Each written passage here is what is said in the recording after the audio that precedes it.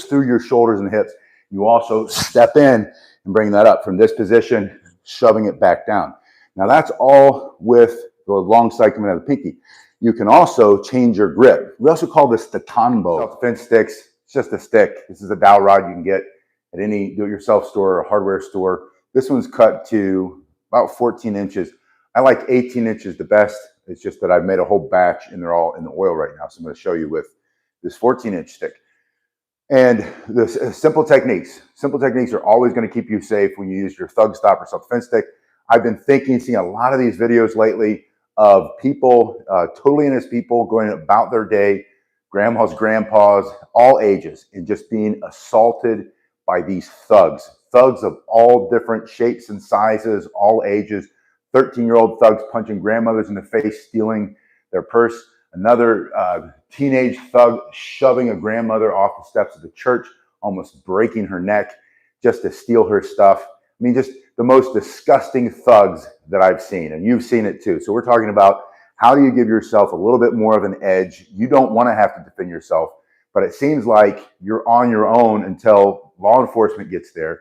And law enforcement has been picked on and pushed around too, and they're not always able to get there to help us when we need them. So we're going to talk about this simple stick. This is the Tombbo. And the basic technique that I'm going to show you first is holding it so a little bit comes out the end. Now, this is an advantage to you because it's harder for somebody to try to grab this and take it out of your hand. It also gives you some protection on your forearm if you had to defend against somebody who might have a blade. So it hits this, it cuts this up instead of cutting up the soft tissue in your arm. So that's just one way to use it in a defensive way. But we're going to be offensive when we use our thug stop or self-defense stick. So the first thing you're going to do is you're going to get your other hand up. Your hands are up in this position. This is called the flinch block. This is so that you can guard behind your arms, and in this case, the one carrying the stick. If someone's swinging a punch at you or throwing something at you or trying to hit you, you get your hands up all of a sudden or immediately, and then you can just thrust and stick this hard piece of oak into his nose. You're going to break his nose, shove the teeth down his throat, maybe crush his windpipe for self-defense. The question that you're going to ask yourself is, what can you remove or destroy? So the first technique from here is a simple thrust, just like you're doing a punch to the face. Now this is an advantage to you because instead of just using your fist, you now have this hard piece of wood in your hand, and this is it's not going to collapse, it's not going to dent, it's not going to break, but you're going to smash his nose or smash his face. If you're wearing glasses, it's even better. Thugs with glasses, stick it in his face, back him up. From this position here, you can also swing it here using your whole upper body, twisting. You're engaging your core muscles, getting a lot more power, and using this long lever from your shoulder down to your hand to swing that into his temple or maybe into his ear, into his jaw, into his neck, into his ribs. Maybe you're sitting in a chair, maybe you're in a wheelchair, you're on a bench, you're on a park bench, you're waiting for the bus, and you have this here in your hand, your thug stop or self-defense stick, and you swing that in, breaking some ribs or coming into his hip, into his thigh, hitting that sciatic nerve in the leg, which makes his legs go weak. So you have a simple thrust, you have the swinging motion here, you use the back end of the stick, that longer side, to jam it, kind of a reverse thrust, into his eyes, into his nose, his throat. Again, the question you ask yourself is, what can you remove or destroy for self-defense? His ability to breathe temporarily or permanently, his ability to see you, because you smash it into his eyes, you bust his nose and the blood comes out and his eyes water, or maybe you stick it into his ear, you pop that eardrum, or you just crush the whole side of his face with that hard piece of wood as you're swinging here. From here, you can also thrust straight up into his solar plexus or into between the belly button and the private parts, that thin fascia, that thin sheath of muscle that holds his guts in. You give him a hernia, or even into his private parts themselves, and you just thrust it straight up. Now you might miss as you're coming in, but as long as you're aiming for the center line of his body, you can bring it up, maybe smash up under his throat, smash his teeth together, bites the tip of his tongue off, flops onto the floor, his blood, his DNA is everywhere, so the cops can come by later and pick him up. He's a thug. He picked on the wrong person. You have every right, God-given right, to defend yourself, so you carry your thug stopper self-defense stick. It's self-defense stick. It's a tongue twister. I didn't even know I created a tongue twister. That's all carrying it in this position. Now, that means the long side's coming out of your pinky, the short side comes out of your thumb. You can also use this side by swinging and using that hard piece of oak to smack him across the side of his face, or come down across his head, or bring it up so that this hard part is hitting up into his chin, or closer up into his groin, or maybe he's reaching at you with a knife, where he's got his fist balled up, he's going to smash you in the face, and you smash that hand, breaking the wrist, using that hard motion. You're going to generate the most power when you twist through your shoulders and hips. You also step in and bring that up from this position, shoving it back down. Now that's all with the long side coming out of the pinky. You can also change your grip. We also call this the Tombbo, or Japanese style martial art, carries a short stick for self-defense. Koreans carry a short stick, and Hapkido and other styles of Korean self-defense.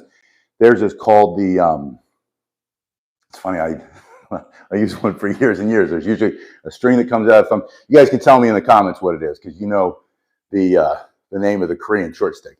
Anyway, it wraps around, the string goes through here. Tombbo, that's it, short stick, Tombbo, or the Japanese Tombbo. You can just call it your massage stick. If anybody asks you why you're carrying it, you say, I carry this, I get knots in the fascia, in the muscle. This is how you would use a short stick. Sometimes when I do a lot of push-ups, I get these muscles here get really tight. There are nerves in there, they get squeezed, it causes a lot of pain, I get headaches. And then I use this stick, you just put a little pressure, and you rub it up and down, and there's one there right now, and the knot starts to go away, and it relieves that pressure. You can breathe. So if someone were to stop you and say, hey, why are you carrying that stick? You're going to hit somebody with it. And you say, no, this is not the thug stopper self-defense stick. Self-defense stick, this is my massage tool. This is my myofascial release massage tool. I use the tip there to get into the nerves and get into the belly of the muscle and get those muscle adhesions broken up. And then I roll it. And if anybody asks, it's none of their business why you carry it. Because of course, this is not a self-defense tool. This is for my health. This is, it's my right to carry a health stick. Now, you can change it to this grip so that now you can bring in more force. You have a longer lever coming out of your thumb. And as you twist, you use this basic striking motion to generate more power. You open your hand, not all the way. This also comes from the Korean danbong, the Korean short stick. And with your hand open, you can then close it. So you start to roll it with your wrist. You can practice this motion. Thank you, Studer, for that generous gift. Studer just gave a super sticker.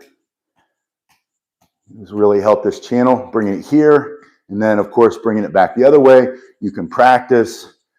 When I learned how to use the Korean Tombbo, the short stick, just all day long, I'd walk around both hands, trying to generate more speed, more power, more accuracy, so that if I did have to use it for self-defense, I had a lot more power. And you can do the same thing. So you're just twisting, turning, shoulders and hips, add more power by opening the hand. You don't take your fingers off of it.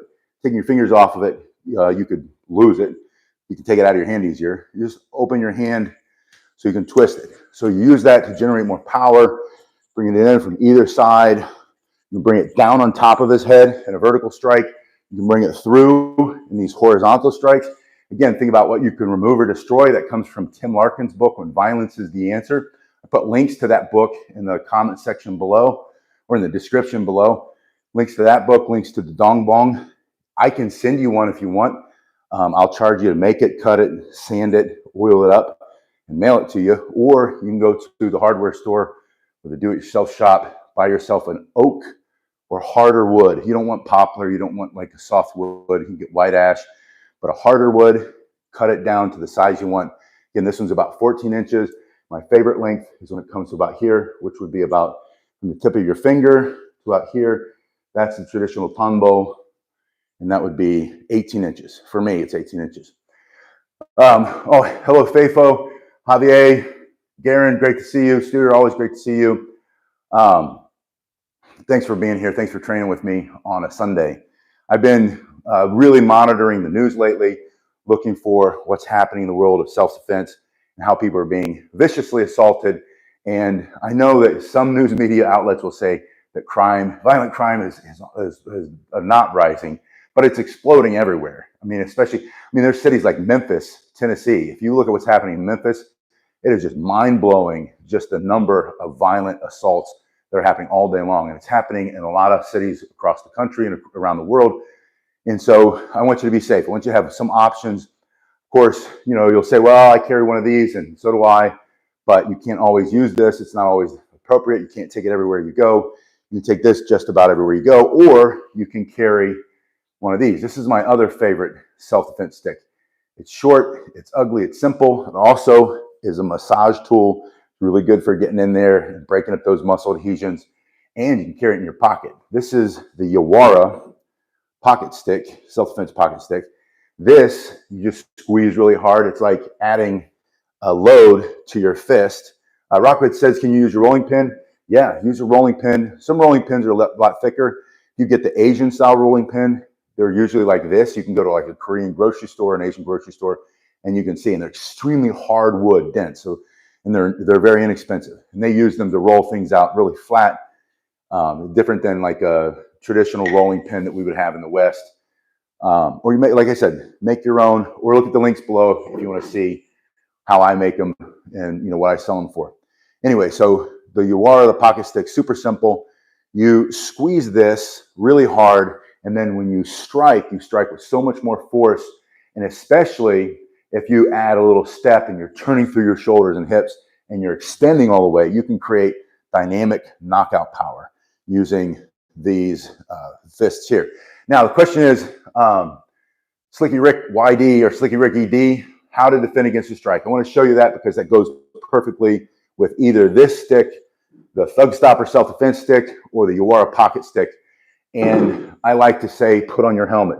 So if you are to step in at the same time, you close the distance. It's counterintuitive. So you have to train yourself to close the distance as you're stepping in. Let his fist, if he's throwing a punch, run into your elbow. If he's swinging either a haymaker or he's swinging, even if he has a weapon in his hand, by closing the distance, bring your hand in, he's going to hit the outside of your arm. And even if he does hit your head a little bit, your arm being in this position is going to act as a shock absorber. So you're not going to get knocked out the way you would if your hands are just down and your mouth is open, your chin is out, and he catches you with a punch kind of off out of nowhere. Right? If instead you see a threat, you don't feel comfortable, the first thing you do is you put your hands up, give him verbal commands, back up, don't come anywhere near me. You take steps off the angle. So that means you kind of step off the center, break up his line of thought. It's called a pattern interrupt. You want to interrupt his pattern, especially if he's used to being a thug, picking on people. Your hands are up, step off. You can bring your hands up immediately. As soon as you see that punch coming in, you bring it up here and you step in, almost like you are a turtle, right? But so you're coming in here. Now from this position, you're close enough with your Thug Stopper short stick, the Yawara. From here, you can bring that punch straight in and strike. Or if you don't have anything in your hand, you can bring your elbow in and smash against the side of his head, breaking his jaw, hitting him in the temple, maybe knocking him unconscious, hitting him in the neck. Or if he's taller and you're down, you can bring that elbow in and break those ribs. Now notice that when you do that, your palm is facing the ground. You have your palm facing the ground, whether you have something in it or not. That is going to expose that long arm bone right there from your elbow all the way into your wrist. Now that's going to be, especially this part right here, you hit him with the tip of that. A lot of times you're going to cut him. But if you hit with this, you can easily break bone. You can dislodge his jaw. You can hit him with so much force that you knock him unconscious, knock him on the ground. So basic, simple Thug Stopper self-defense sticks. This one also has these tips. You can do similar to the last, the long Tombbo. You can swing this in, striking with this into the temple, into the jaw, into the neck, into the ribs. You can bring it down over the top. He might be behind you. You can smash it in to his groin, turn this way, hit him into the ribs, bring it up a little bit higher, hit him in the neck, or hit him into the temple, and drop him on the ground. Yeah, Garen says you are about 2 inches longer than your palm. Usually if you hold it, it comes out. Sometimes they're flat. Sometimes I put a little point on mine. It's not sharp. It's just oak. It's just wood. And again, this doubles. So, you know, you ask me all the time, how do you use it as a massage stick? This is it. It's real simple. You just put some force and some pressure. You find a knot in there, and you'll feel it. It's real tender. There's one right there. Kind of tender, makes my shoulder tight. I can use the tip to push. That's a great way to hit him too, by the way. You take this and you stick it right in his face, and he's like, maybe he's on top of you. You can reach in, you push it here. You stop his ability to breathe permanently. You can easily just push him off. He's not going to be able to resist that. I don't care how big and strong they are. Your throat isn't full of muscle. It's that thin cartilage in there. You crush that, he's in big trouble. So he might be bigger and stronger. Instead of fighting against him, reach your hand up between his arms, stick that in his throat, and push him back. Stick that up under his jaw, stick that at the base of his teeth, stick it at the base of his nose, stick it up his nose, stick it in his eye, and just press, or stick it into the flesh of his skin, press in and down. You can push in and down on somebody here. The top of the chest is very sensitive. That's also going to make him let go and back him up a little bit. But this is going to be a lot more effective for self-defense. But just be aware that you can easily kill somebody like that.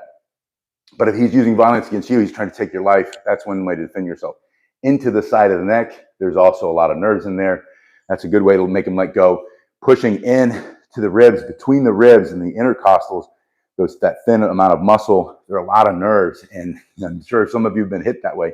You can stick that in there and push forward without even swinging and just make somebody back off. So you can use it for those pressure points too.